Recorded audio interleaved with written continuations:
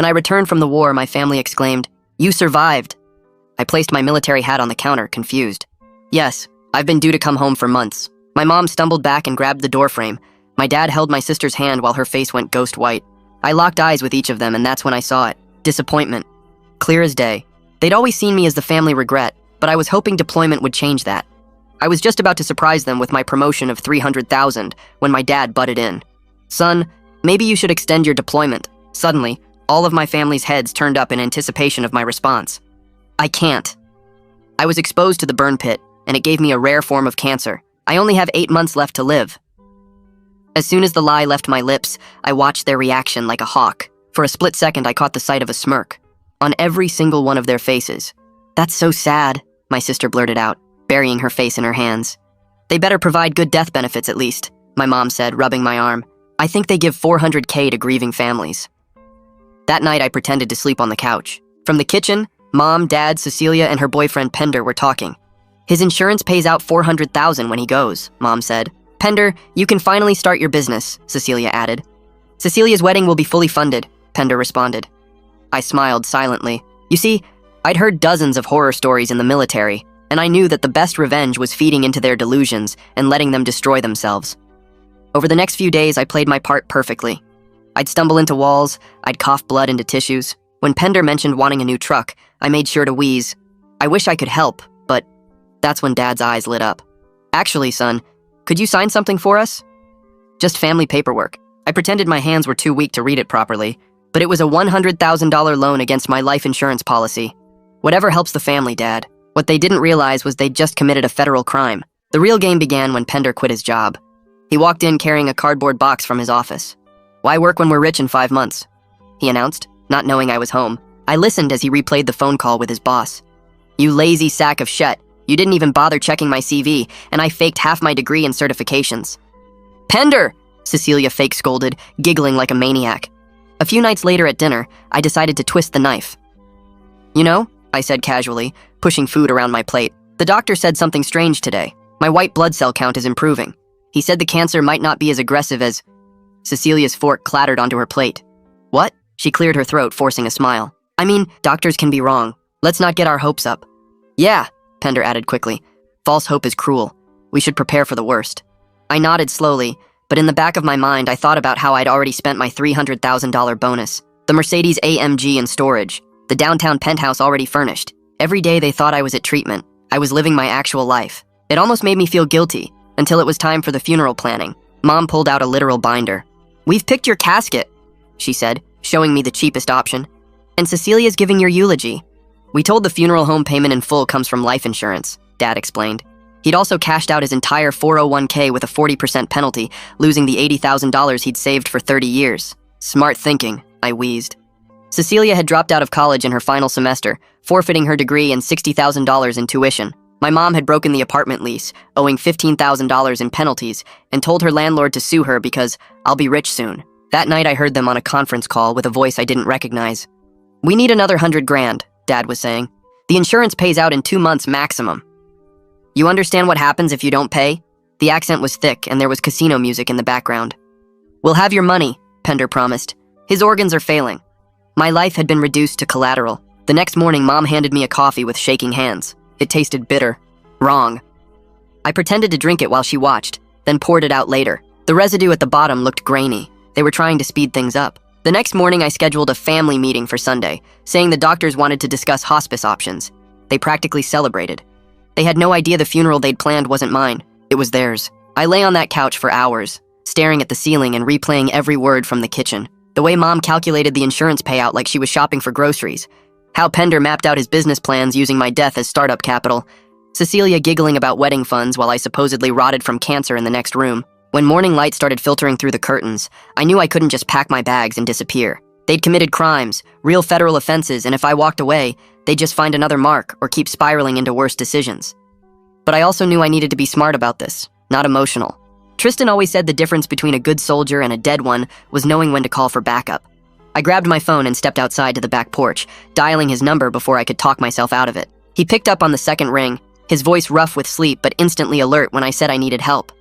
I told him everything in a rush, the fake cancer diagnosis, the insurance fraud, the loan against my policy, the way they celebrated my impending death. He didn't interrupt once, just listened to the whole story, and when I finished, there was a long silence before he spoke. "Document everything," he said. "Every conversation, every text, every piece of paper they make you sign. Stay calm. Don't let them see you're onto them, and for God's sake, don't do anything that makes you as bad as they are." His voice had that same steady quality from overseas, the tone that kept me grounded during the worst firefights. I spent the rest of the morning at the library 2 towns over, setting up a secure cloud storage account under an email they didn't know about. I uploaded every recording I'd made so far, the audio from the kitchen where they divided up my death benefits, the video of Pender bragging about his fake credentials, screenshots of text messages where Cecilia talked about wedding venues. I created folders for each family member and added timestamps and context notes for everything, making sure a prosecutor could follow the timeline without any gaps. The librarian gave me a weird look when I asked about their privacy policy for public computers, but I just smiled and said I was working on a research project. By the time I got back to the house around 1 in the afternoon, I felt like I had some control back, like I wasn't just a victim waiting for them to finish me off. Dad was waiting in the kitchen with more paperwork spread across the table, his reading glasses perched on his nose like he was doing something legitimate instead of plotting. He waved me over with a smile that didn't reach his eyes and explained he needed me to sign a medical power of attorney, just standard stuff for someone in my condition. I pulled out my phone like I was checking messages but actually started recording video, angling it so the camera caught both of us in the documents. My hands shook a little as I picked up the pen, but I made it look like weakness from my fake illness instead of rage. Dad explained the form would let them make healthcare decisions if I couldn't communicate near the end, his voice so caring and paternal that I almost believed he meant it. I watched his face as I signed, saw the little flash of satisfaction he tried to hide, the way his shoulders relaxed once my signature was on the page. He patted my arm and said he was proud of how brave I was being, then carefully filed the document in a folder labeled with my name. That evening, I heard voices from the garage and moved closer to the door, pressing my ear against the wood. Pender was on the phone with someone, his voice loud and boastful in that way drunk people get when they think they're being clever. He was talking about the new truck he'd already picked out, laughing about how he told his boss where to shove his job because his girlfriend's brother was about to make them all rich. The worst part was what came next, when he said the dumb bastard didn't even know they'd been planning this for months, that they'd talked about it before I even came home from deployment. My stomach turned as I realized this wasn't opportunistic greed, it was premeditated. They'd been hoping I'd die overseas, and when I survived, they just adjusted their timeline. I backed away from the door before he could hear me and went to my room, sitting on the bed and trying to process what I'd just learned. The next morning, I decided to test them, to see how committed they were to this timeline of my death. At breakfast, I mentioned casually that my doctor said something weird yesterday, that my latest blood work showed improvement in my white blood cell count. I watched Mom's coffee cup freeze halfway to her lips, saw the flash of panic cross her face before she forced it into concern. She set the cup down carefully and said, "Doctors could be wrong. That false hope was the cruelest thing, and I shouldn't get my expectations up." Cecilia jumped in quickly, agreeing that I should prepare for the worst instead of counting on some miracle that probably wouldn't happen. Their eagerness to keep me dying was so obvious it would have been funny if it wasn't terrifying. Later that afternoon, I found Mom's funeral planning binder sitting open on the kitchen table, like she'd been reviewing it and got distracted. I flipped through the pages and felt my jaw clench with each new detail.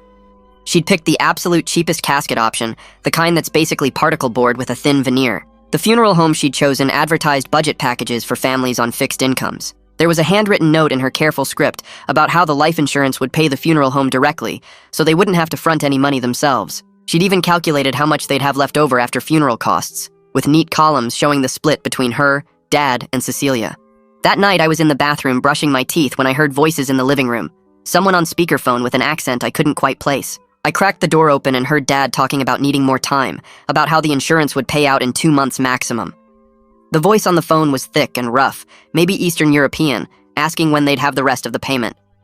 There was casino noise in the background, slot machines and crowd sounds, and the voice said something about understanding what happens if they don't pay. Dad promised they'd have the money, his voice shaking in a way I'd never heard before.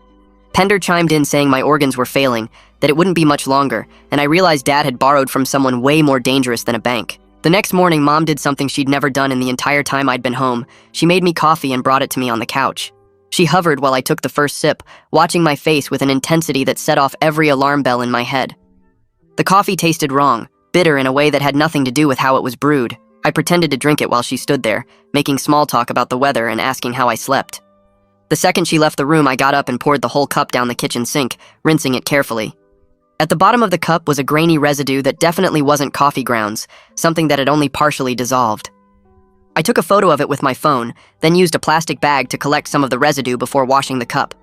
My hands were shaking as I sealed the bag and hid it in my room. I grabbed my phone and texted Tristan, my fingers fumbling on the screen. I told him I thought they were trying to speed things up, that Mom had put something in my coffee that morning. His response came back in seconds, all caps telling me to get out of that house right now and call the cops. But I texted back that I needed to see this through, needed them to incriminate themselves completely, so there was no way they could talk their way out of it when this all came crashing down. That afternoon, I drove to the public library 3 towns over where nobody would recognize me. I found a quiet corner in the legal reference section and started pulling books on criminal law. The insurance fraud statutes were clear as glass. What Dad did by taking out that loan against my policy using forged access to my account was a federal crime carrying 5 to 10 years. The attempted poisoning fell under aggravated assault in our state, prosecutable even if the victim didn't actually ingest the full dose. What really caught my attention was the conspiracy section. Everyone who knew about the plan and participated in any way could be charged as co-conspirators, which meant Mom, Dad, Cecilia, and Pender were all potentially facing serious time. I took photos of the relevant pages with my phone and made notes about which statutes applied to which actions. By the time I left the library, I had a clear picture of just how much trouble they'd created for themselves. The next morning, I drove to a hardware store 2 towns in the opposite direction. I bought 3 small recording devices that looked like normal everyday objects. One was a pen that actually wrote but had a microphone and memory card inside. Another was a phone charger that plugged into the wall and recorded everything within 15 feet. The third was a small desk clock that looked cheap, but captured both audio and video. The guy at the checkout didn't ask any questions, just rang up my purchases and wished me a good day. Back at the house, I waited until everyone was out. Dad had gone to meet with someone about money, Mom was at her sister's place, and Cecilia and Pender were apartment hunting even though they had no income.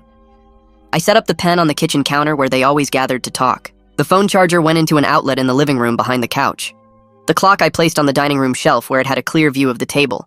I tested each one with my phone app to make sure the coverage overlapped, and I wasn't leaving any blind spots in the main areas where they plotted. When I got back from testing the devices, I called a hospice organization I found online. A woman with a kind voice answered, and I explained that I'd been diagnosed with terminal cancer and wanted to discuss end-of-life planning with my family present. She connected me with a social worker named Marguerite, who asked some basic questions about my diagnosis and timeline. I told her the doctors said I had maybe 2 months left and my family was struggling with the reality of it. She said she understood, and these conversations were never easy, but having a neutral professional present often helped families communicate better.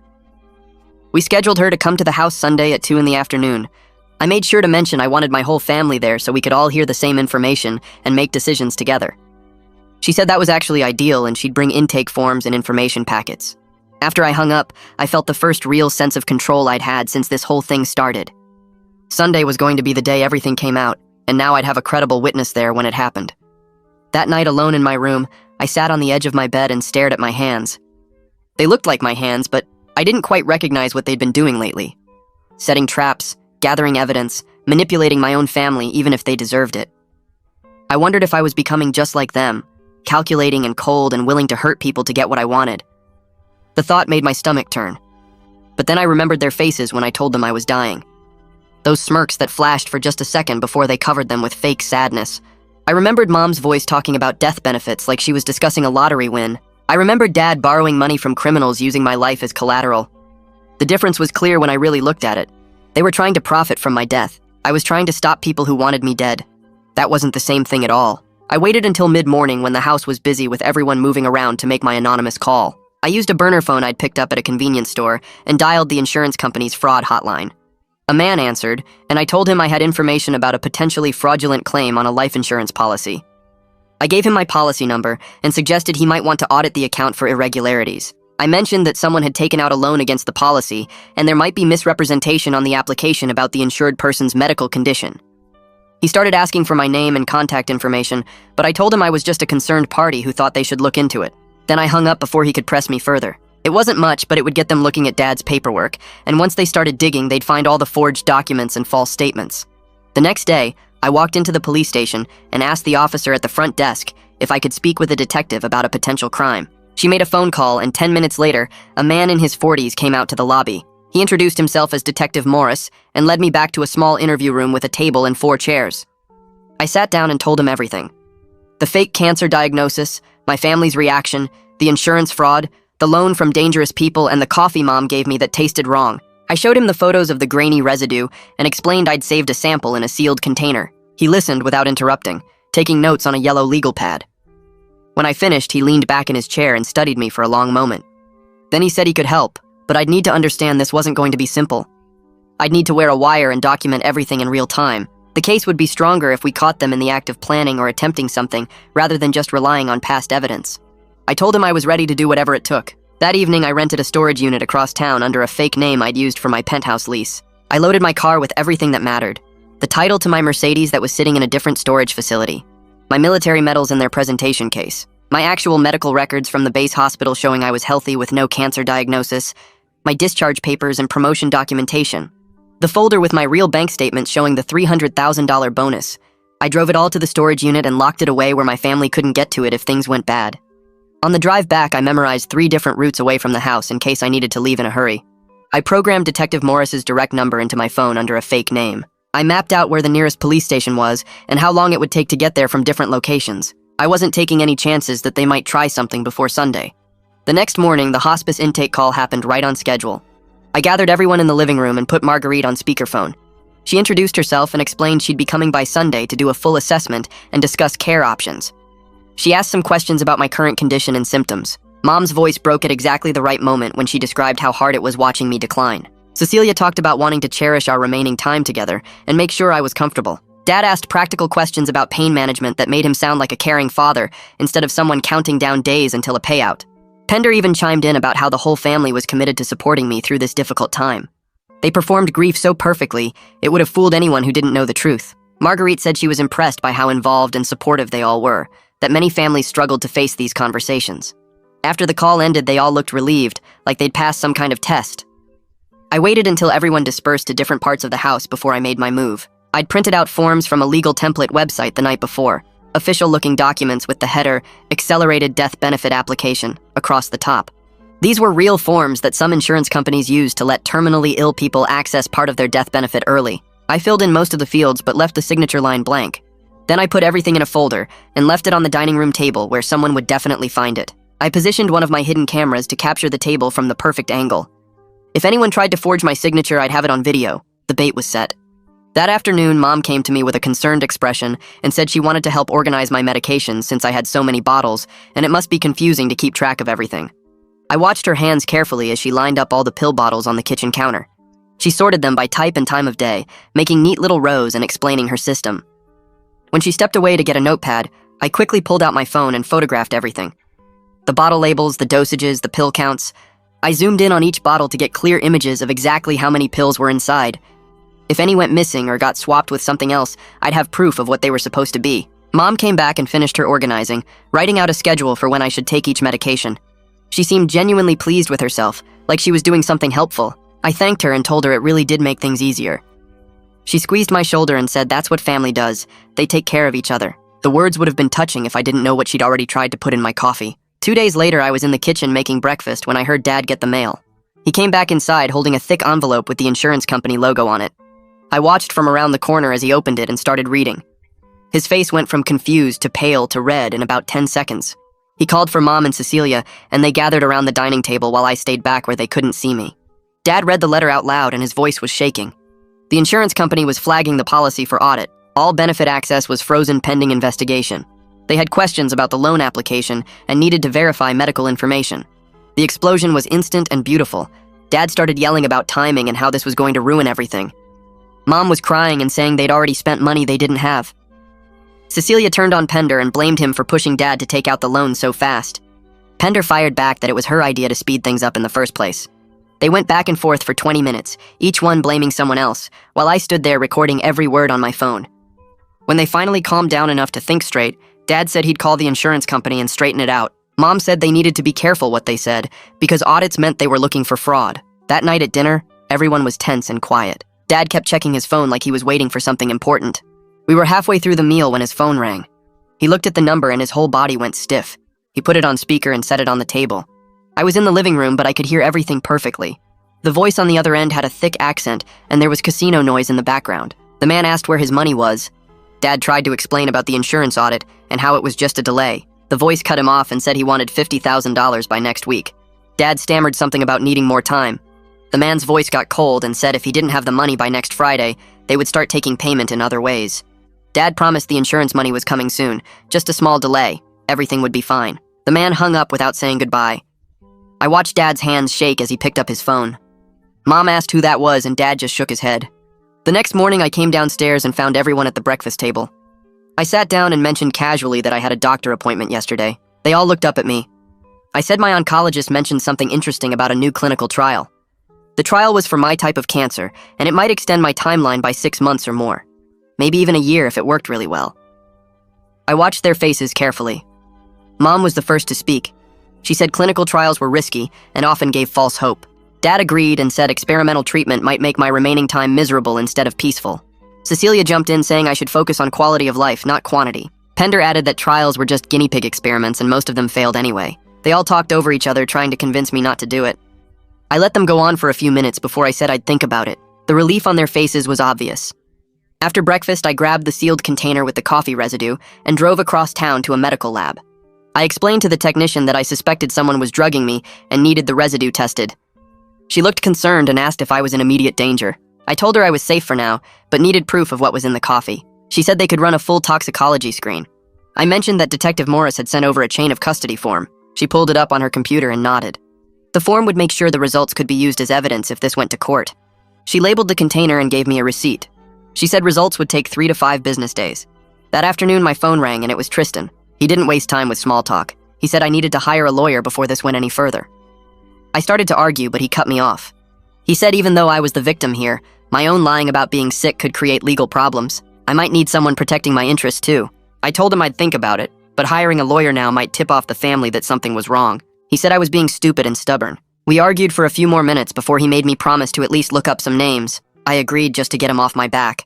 That evening, Mom found me in my room and said she wanted to help me keep track of my medications. She said it must be confusing with so many different pills and schedules. I told her that would be really helpful.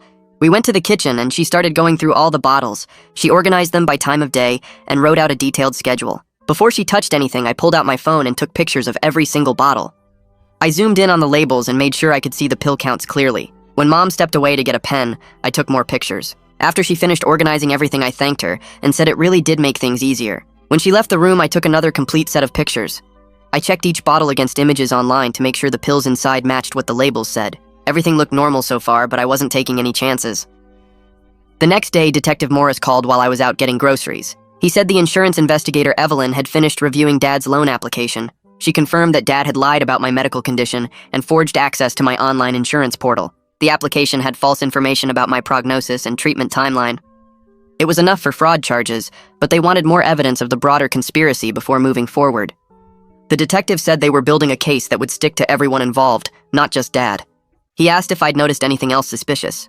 I told him about the loan shark call and how scared Dad looked.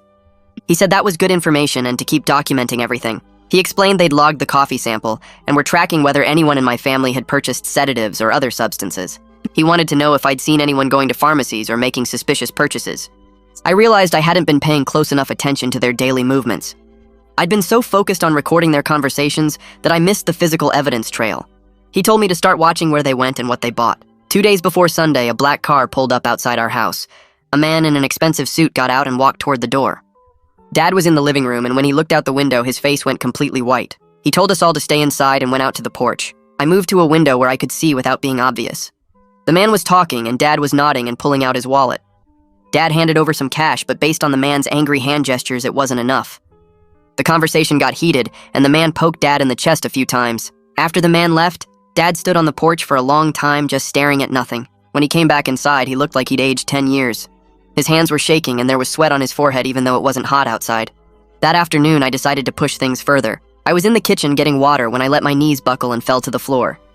I made sure to gasp like I couldn't breathe properly. I kept my eyes half closed so I could see their reactions. The family rushed over and surrounded me. Through my eyelashes, I watched their faces. Pender muttered something under his breath that sounded like finally. Cecilia hissed at him to shut up.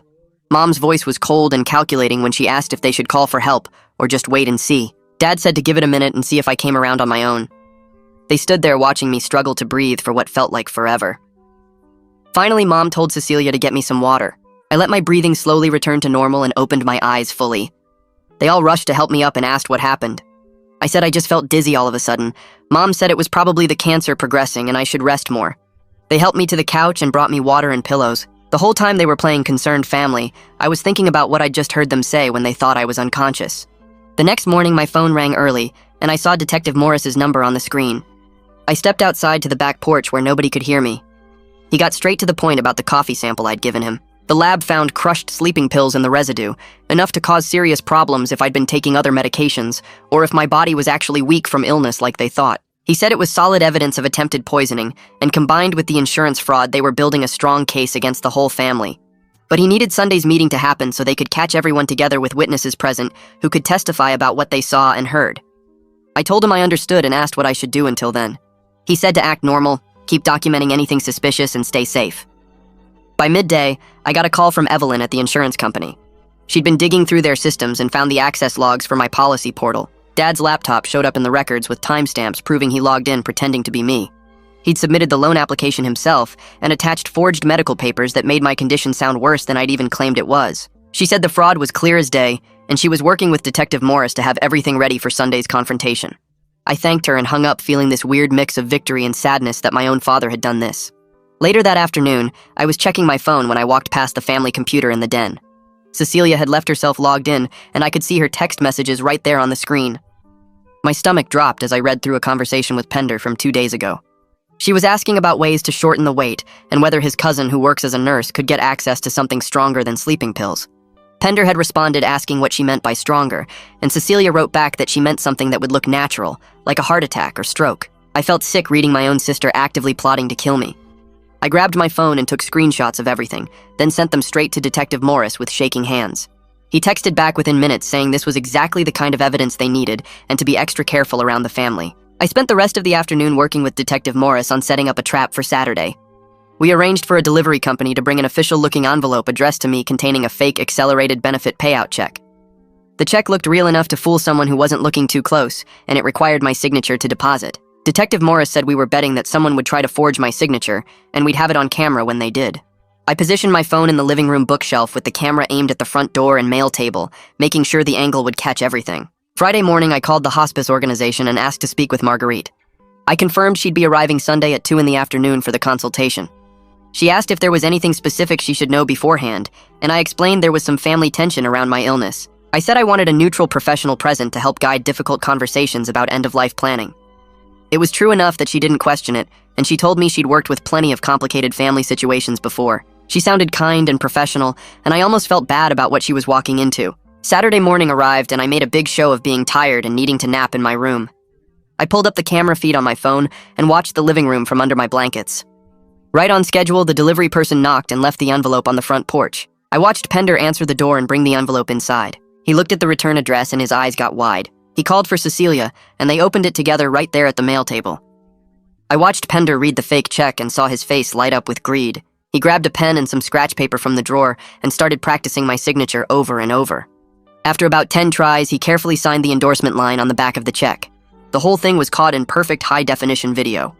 I saved the file immediately and sent a copy to Detective Morris. He responded with a thumbs up and told me that was textbook forgery. That afternoon, Dad found me in the kitchen and said he needed to talk. He sat me down at the table with another form and explained it was a DNR order. He said it would tell doctors not to try to bring me back if my heart stopped, that it would prevent me from suffering through painful procedures that probably wouldn't work anyway. His voice was so gentle and caring that if I didn't know better, I might have believed he actually gave a damn about my comfort. I signed the form, but it wasn't the one he thought it was. I'd prepared my own version that looked identical, but included hidden language that logged any changes or alterations to the document. I watched Dad's shoulders relax once my signature was on the page, and he patted my hand like a loving father. That evening, I was in the bathroom when I heard Dad on the phone in the hallway. He was talking to someone about finalizing a payment arrangement and asking them to come by Sunday afternoon around 2:30. My stomach dropped hard as I realized what this meant.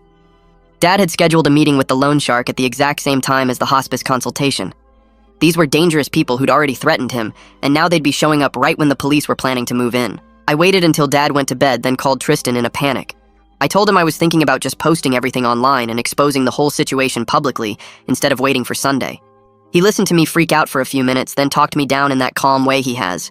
He pointed out that going public now would warn the family and give them time to destroy evidence. He said I needed to trust the legal process, even though it was scary, and even though it felt like things were spinning out of control. He reminded me that Detective Morris knew what he was doing and had handled situations way more complicated than this. By the time we hung up, I felt steadier, but I still barely slept that night. Sunday morning, I got up early and drove to a notary office across town. I brought documents I'd prepared for a proper living will with an independent executor who wasn't family. The notary witnessed my signature and asked questions to make sure I understood what I was signing. I explained that previous documents I'd signed were done under pressure, and I wanted to make sure my actual wishes were legally clear. She notarized everything and gave me certified copies. I drove straight to my storage unit and locked the originals in my safe, then sent scanned copies to Detective Morris, creating a paper trail that would protect me no matter what happened later today. Back at the house, I found myself alone in the living room, staring at the bookshelf where Mom kept the family photo albums. I pulled down the oldest one and opened it on the coffee table. Birthday parties from when I was 7 with a homemade cake and paper decorations. Christmas mornings with all of us in matching pajamas that Mom insisted we wear for photos. A trip to the beach where Dad taught me to build sandcastles, and Cecilia buried my feet in the sand while laughing. I turned the pages slowly and studied each picture, looking for signs of what they would become. But the smiles looked real. The hugs looked genuine. Dad's hand on my shoulder at my high school graduation seemed proud, not disappointed. I let myself feel the loss of it, the grief for people who either never existed or died so gradually I didn't notice when they stopped being my family. The photos showed strangers wearing familiar faces. I closed the album and put it back on the shelf, accepting that whatever we had been was gone long before I came home from deployment. My phone buzzed in my pocket, and I saw Detective Morris calling. I answered, and he got straight to the point without any greeting. He said even though I was cooperating and clearly the victim of their crimes, my own lie about being sick could create legal problems for me. The insurance company might come after me for fraud. The prosecutor might want to charge me with filing a false report if any medical claims got submitted. He couldn't promise complete immunity, and I needed to understand I might face consequences too. I told him I understood, and I was willing to accept that exposing them was worth whatever happened to me legally. He said okay, and reminded me that everything was set for this afternoon, that I should stay calm and let things play out. I hung up and checked the time. It was almost 1 in the afternoon. The doorbell rang and I heard Mom answer it. A delivery person asked her to sign for a certified letter. I walked into the hallway and watched Mom's face go white as she read the return address. She ripped open the envelope right there in the doorway, and I saw her hand start shaking as she read. The letter was from the insurance company formally notifying the family that my policy was under criminal investigation for fraud and all benefit access was frozen pending the outcome. Mom stumbled backward and Dad came running from the kitchen asking what was wrong. She handed him the letter without speaking. His face went from confused to angry to scared in about 5 seconds. Cecilia came down the stairs asking what all the noise was about, and Pender followed behind her. Dad read the letter out loud in a voice that kept breaking. Criminal investigation, fraud, frozen benefits, possible prosecution. The words hung in the air like smoke. Then the explosion started. Dad turned on Mom and started screaming that this was her fault for pushing him to take out that loan, that he never would have done it if she hadn't kept talking about how much money we'd have. Mom screamed back that Cecilia was the one who kept making plans and spending money they didn't have yet, that she encouraged all of this. Cecilia started crying and yelling that Pender was the one who quit his job, that he was the one who kept saying I'd be dead soon anyway, so why wait? Pender got in Dad's face and said it was Dad who borrowed from dangerous people, who forged my signature, who got them into this mess. They went around and around, blaming each other, voices getting louder and meaner. I stood in the doorway watching them tear each other apart, and nobody even looked at me. They were so busy attacking each other they forgot I was there. The fighting went on for maybe 10 minutes before it started to slow down. Everyone was breathing hard and red in the face. Cecilia was crying for real now, not the fake tears she'd been doing for weeks. Mom had her head in her hands. Dad looked like he aged about 20 years. I heard myself say that maybe I could sell my car to help with some of the debts. The words just came out and I wasn't sure if I meant them or if I was still playing the game. For just a second, everyone's faces changed. They looked at me like I was actually their family member instead of a walking paycheck. Cecilia came over and hugged me tight, and for a moment she felt like my real sister, the one who used to braid my hair when I was little, and she was practicing for beauty school. But then Dad asked how much the car was worth. I said maybe $30,000. I watched him do the math in his head, calculating whether that was enough to cover what they owed. His face fell when he realized it wasn't even close. Mom asked if I had anything else to sell. Pender suggested I could cash out my military retirement early. The moment died as fast as it came, and they were back to seeing me as an asset to liquidate. I said I needed to go lie down before the hospice person arrived at 2. I told them I was feeling weak and needed to rest. They barely acknowledged me as I walked toward my room. I grabbed my keys and wallet from the dresser and slipped out the back door while they were still in the living room, arguing in lower voices. I drove across town to my penthouse and let myself in, making sure nobody followed me. I spent the next hour installing extra security locks on the door and windows. I set up my actual living space properly with my clothes in the closet and my personal items on the shelves.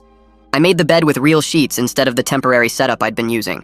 This was my real home now, and I needed it to feel that way. Before I left, I grabbed a pill organizer from the bathroom and filled it with vitamins. I used a label maker to print out fake medication names that sounded like cancer drugs. I drove back to the family house and snuck the pill organizer into my room, leaving it on the nightstand where they'd see it. Let them think I was still taking my medication. Let them think everything was normal. Back at my penthouse, I opened my laptop and checked my secure email. Detective Morris had forwarded me a text message he'd intercepted from the loan shark's phone. It said Sunday 2:30 p.m., bring cash or collateral.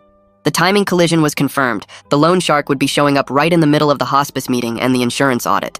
Detective Morris added a note at the bottom saying they'd have units ready to handle multiple situations at the same time, that I shouldn't worry about the dangerous people showing up because they'd be dealt with.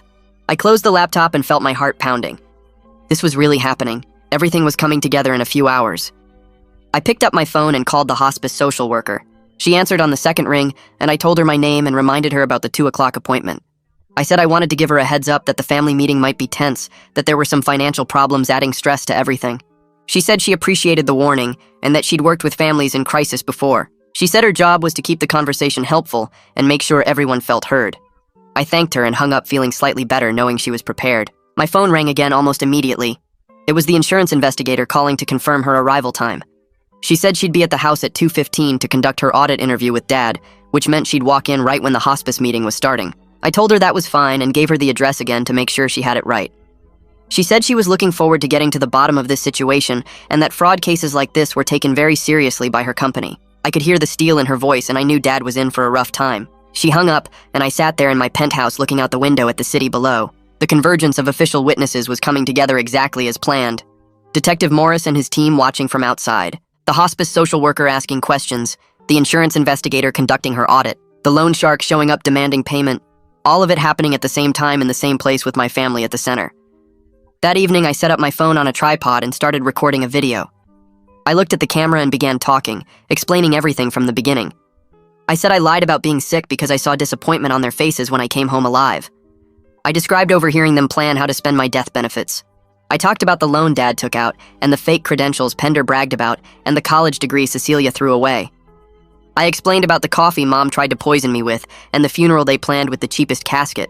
I was honest about my own lies and manipulation, about how I fed into their plans and documented everything. I said I wasn't trying to paint myself as a perfect victim or some kind of hero. I admitted the moral complexity of what I'd done, how I'd deceived them even though they were trying to kill me. I talked about the gray areas and the questions I still had about whether I'd become as bad as they were. The video ran for almost 30 minutes and by the end my voice was rough and my eyes were burning. I stopped recording and saved the file to 3 different locations.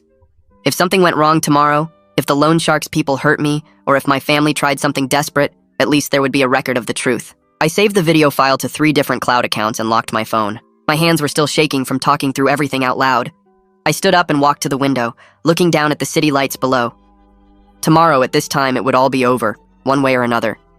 I went to my bedroom and pulled out a notebook, the kind with cheap lined paper that I used to use in high school. At the top of the first page I wrote down the first question I wanted to ask.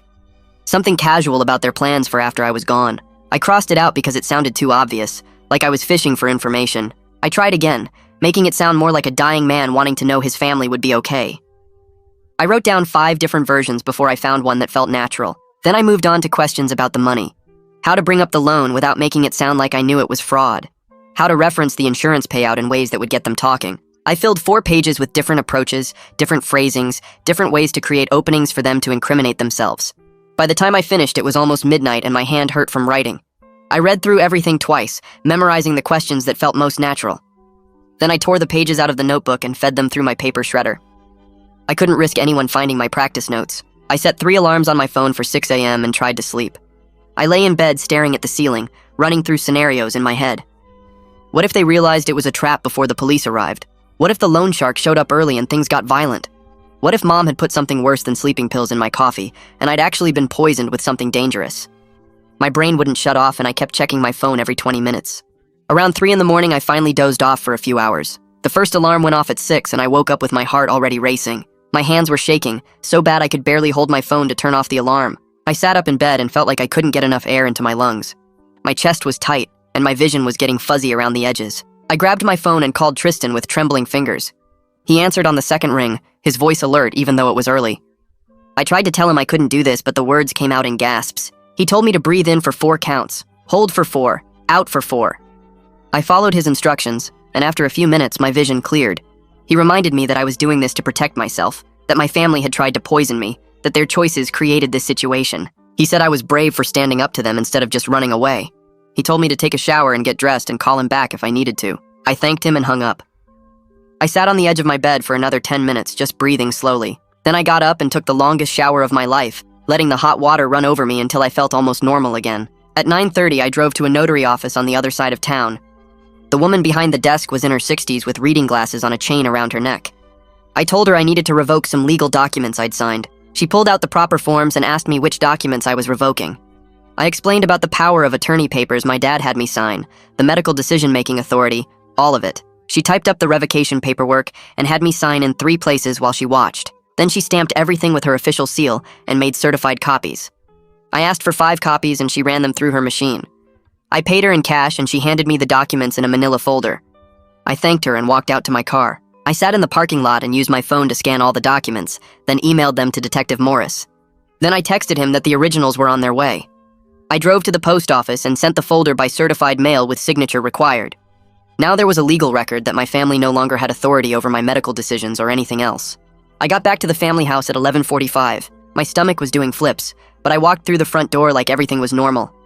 Mom was in the kitchen making lunch and asked if I wanted anything. I told her I wasn't hungry. Dad was in the living room watching television. Cecilia and Pender were upstairs.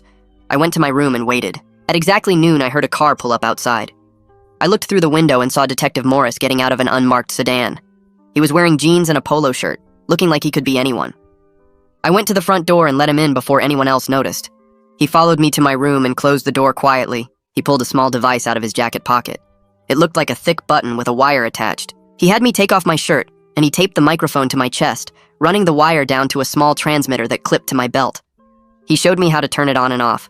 Then he went over the safety rules. If I said the word hospital, they would come in right away. If things got physical, they were positioned outside and could be through the door in seconds. He told me to try to stay in the main living room where they had the best sight lines through the windows. He asked if I understood, and I nodded. He tested the microphone by having me count to 10 while he listened on his earpiece. Then he put his hand on my shoulder and told me I was doing the right thing. He left through the back door and I watched him walk casually down the alley to where his team was set up.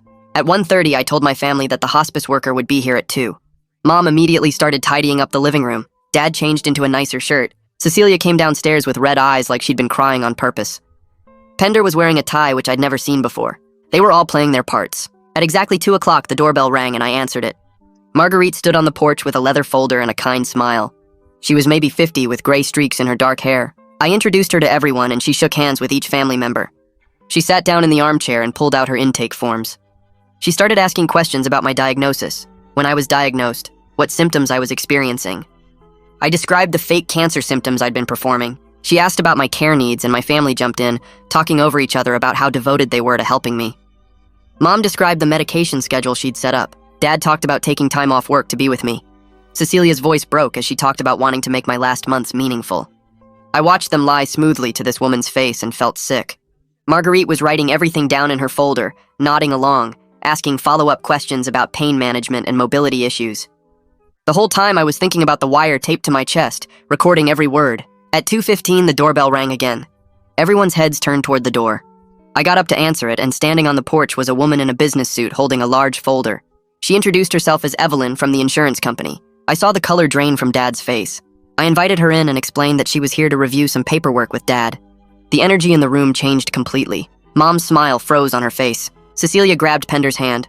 Marguerite looked confused but kept her professional expression. Evelyn sat down on the couch and opened her audit folder.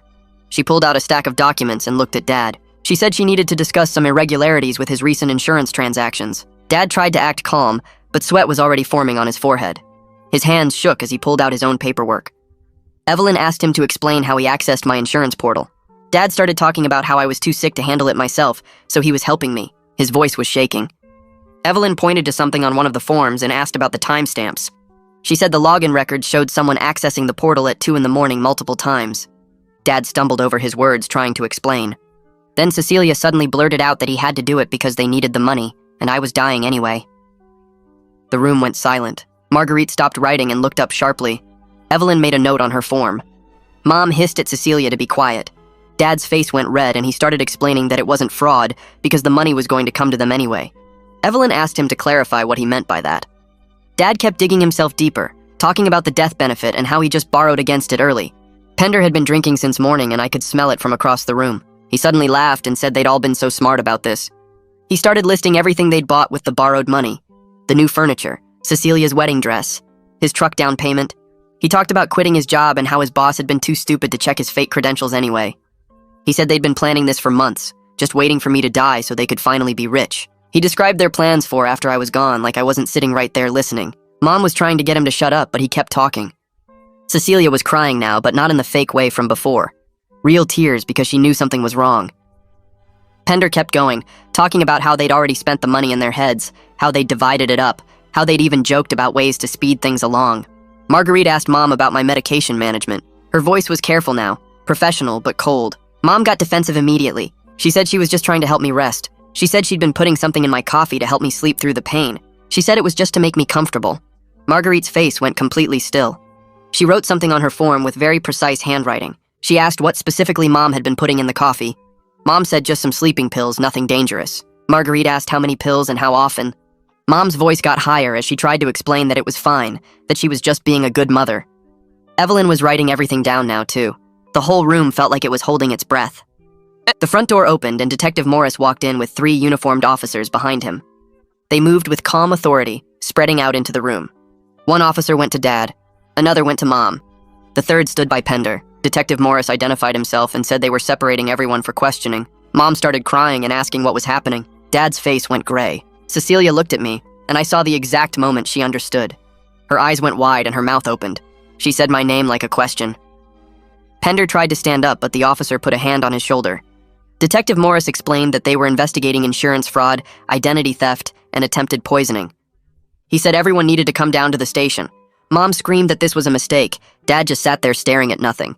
Cecilia kept looking at me with this expression of complete shock. Then her face changed. The shock turned to anger, and then to something like hate. She realized I'd set this up, that I'd planned this whole thing, that the dying son they'd been celebrating was never actually sick. Pender started yelling about his rights. Mom was sobbing. Dad finally looked at me and I saw everything in his eyes. Confusion, fear, and underneath it all, the same disappointment I'd seen when I first came home from deployment.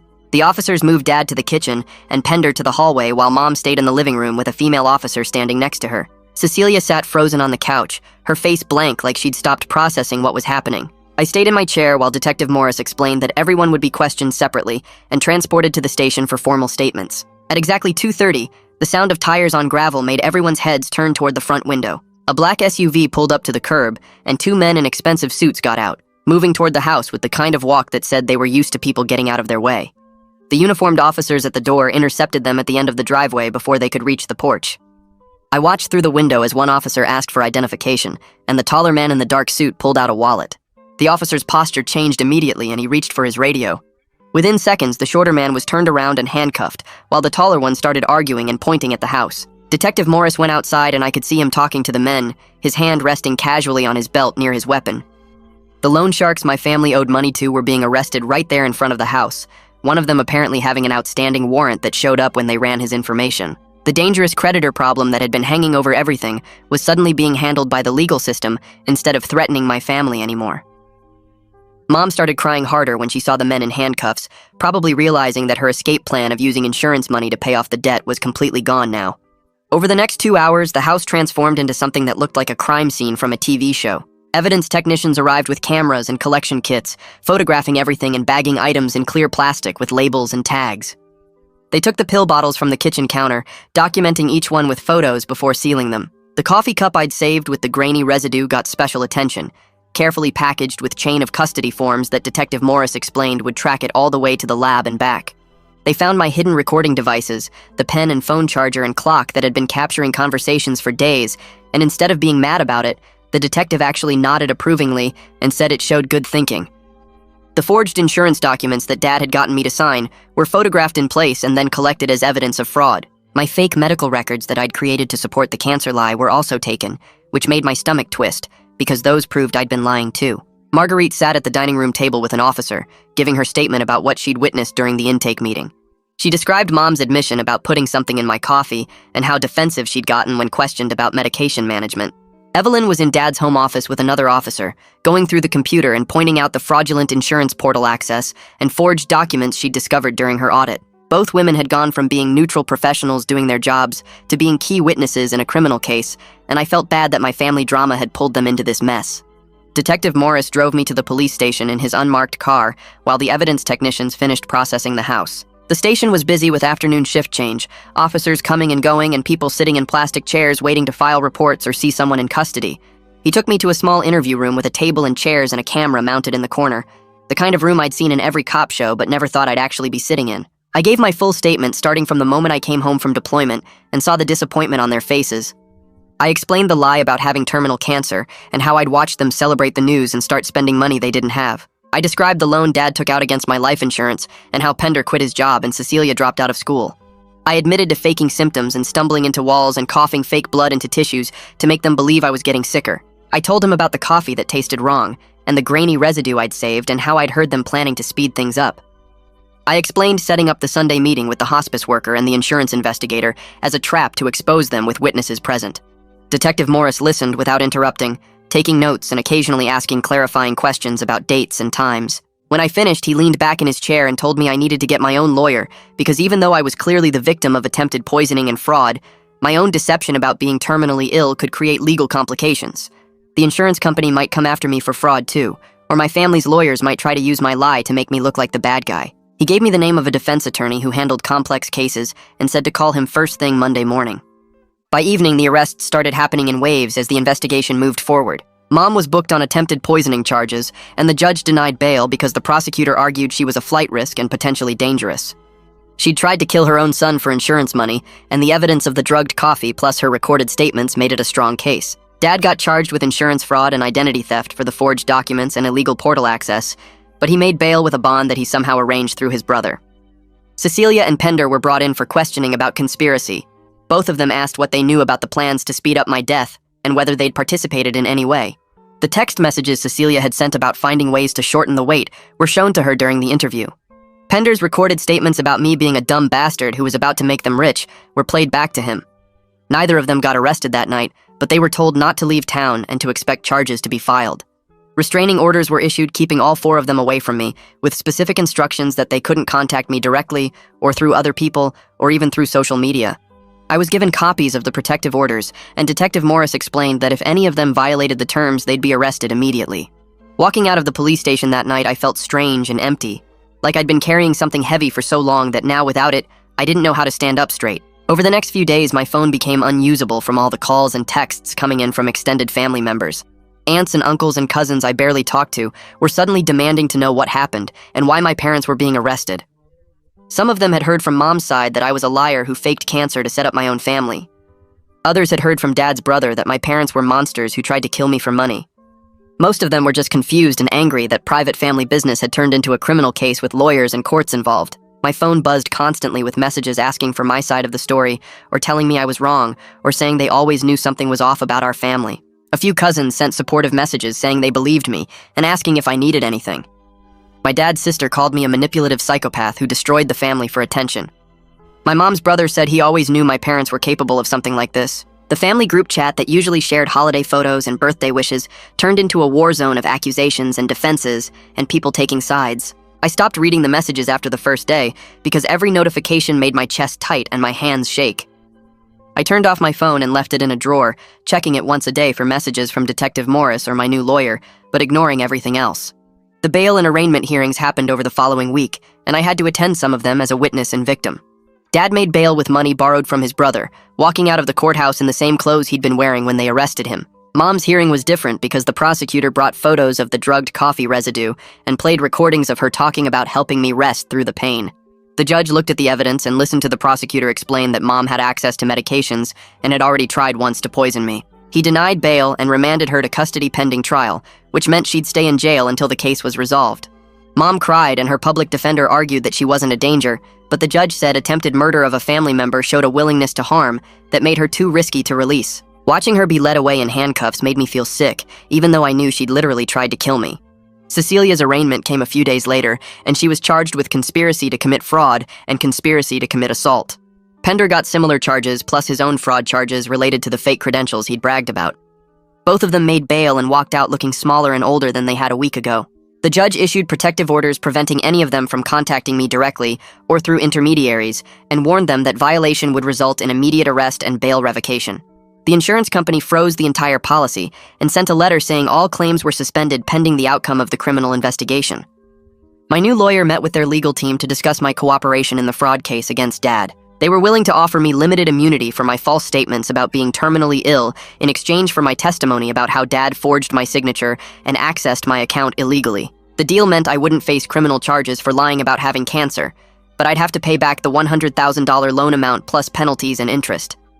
My lawyer explained this was actually a good deal because technically I had committed fraud by making false statements to get sympathy, even though my family had used those statements to commit worse crimes. I'd have to pay back around $120,000 total over a payment plan, which would eat up a big chunk of my military bonus, but was better than going to jail.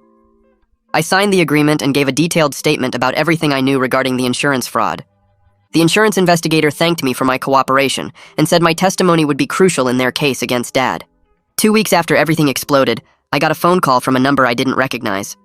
A man with a thick accent told me that my father still owed money and the debt didn't go away just because some of the collection people got arrested. He said I could help the family by paying what was owed, and when I said I wasn't paying anything, he told me I should think carefully about my decision. I recorded the call and sent it immediately to Detective Morris, who called me back within an hour. He said they were building a case against the entire lending operation, and these kinds of threats were actually helpful evidence. But in the meantime, the danger hadn't completely disappeared. He advised me to vary my routes and times, to be aware of my surroundings, and to call 911 immediately if I saw anything suspicious. I asked if I should get a gun, and he said that was my choice, but I should get proper training first if I did. The threat hung over me for days, making me check over my shoulder constantly and avoid going out after dark. I installed extra locks on my penthouse door and got a security camera for the hallway. Every unexpected sound made me jump, and every unknown car on my street made me nervous. I started moving my stuff fully into the penthouse, making it feel like an actual home instead of the secret hideout it had been. I bought real furniture instead of the minimal setup I'd had before, hung pictures on the walls, stocked the kitchen with actual food instead of just beer and takeout containers. I set up my military awards in the living room and put photos of my unit on the bookshelf, the guys who'd actually had my back when things got hard. The place slowly transformed from a crash pad into somewhere I could actually live, and working on it gave me something to focus on besides the legal case and the family drama. I found a therapist who specialized in family trauma and betrayal, a woman in her 50s who'd heard every terrible family story and didn't seem shocked by mine. In our first session, I sat on her couch trying to explain how I felt and kept coming back to the same thing, that I didn't know how to feel about any of this. Relief that I'd exposed them before they could actually kill me. Guilt that I'd lied and manipulated them even though they'd been planning worse. Anger at what they'd done and what they'd been willing to do. Grief for the family I'd thought I had, for the people I'd hoped they were but apparently never existed. All of it mixed together in ways I couldn't untangle, leaving me feeling numb some days and overwhelmed others. She told me that was completely normal, that trauma doesn't come in neat packages with clear emotions attached. She said we'd work on processing everything piece by piece, and that healing wasn't about making the feelings go away, but about learning to live with them, without being controlled by them. Tristan visited one weekend, and we sat on my balcony drinking beer and watching the city lights come on as the sun went down. For once, we didn't talk about the case or the family or any of it, just sat there like we used to do on base after long days. Eventually, I told him I kept having dreams where my family actually loved me, and the whole thing was a misunderstanding, where I'd wake up and they'd be happy I was alive instead of disappointed. He took a long drink of his beer and said that was normal, that wanting them to be different people didn't make me weak or stupid. He said everybody wants their family to love them. It's hardwired into humans, and just because they didn't doesn't mean something's wrong with me. He told me about his own dad who'd been a mean drunk, and how even now, years later, he sometimes caught himself hoping the old man had changed, even though he knew better. We sat there in comfortable silence, and I felt grateful that at least one person from my life had turned out to be exactly who I thought they were. The insurance company's legal team called 2 weeks later with their settlement offer. They wanted $40,000 paid back over 5 years, plus my full cooperation testifying against Dad in their fraud prosecution. My lawyer walked me through the terms over the phone, explaining that it wasn't perfect, but it was fair, given that I'd lied to them first about being terminally ill. He said taking the deal was smarter than risking criminal charges of my own, that judges don't like it when people file false insurance claims, even if they had good reasons. I signed the paperwork at his office the next morning, agreeing to monthly payments of $667 starting in 90 days. It felt like getting off easy considering everything that happened, and the lawyer said the insurance company just wanted their money back, and a prosecution witness more than they wanted to punish me. 3 months later, I'd settled into what passed for a new normal. Therapy happened twice a week with the trauma specialist, where we worked through trust issues and family dysfunction without trying to rush past the hard parts. Tristan called every Sunday to check in, sometimes just to talk about nothing, sometimes to make sure I was actually going to therapy and not isolating myself in the penthouse. I found a part-time job at a veterans support center, doing intake paperwork and resource coordination, something that got me out of the house and around people who understood deployment without needing explanations. The wire recorder Detective Morris gave me stayed in my desk drawer as a reminder that trust wasn't something you just gave away anymore. It was something you verified first and earned over time. I wasn't happy exactly, not the way people mean when they talk about happiness, but I was safe.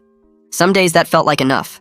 Like maybe safety was the foundation you built everything else on top of, and I was still learning how to lay those first stones without my hands shaking.